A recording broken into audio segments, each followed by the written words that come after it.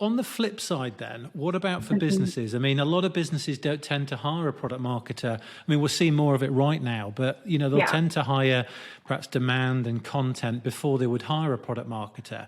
What value, and I think we touched on a couple of things already, but what value do you think a business can get from perhaps moving their content marketer a little bit more into product marketing then, over having just somebody focus on a sort of traditional content role?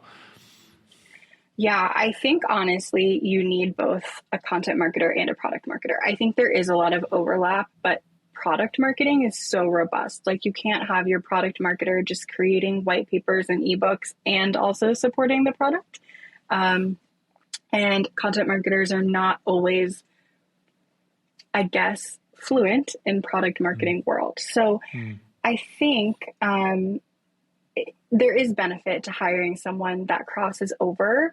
But in an ideal world, I would say hire both, and probably hire a product marketer first, because you can't really sell a product to the market if you don't have a clear narrative, if you don't know what story your product is trying to sell, if you don't know the benefits. Like, you really need that product marketing expertise in there first.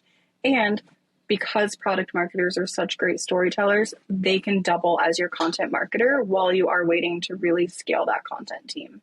So, I think it's great advice. It's you don't see it very often, though. You don't see it, and you're not the first person to have said this on the podcast. We had Vakis Rigas on a while ago. So he's ex-head of product marketing at Typeform.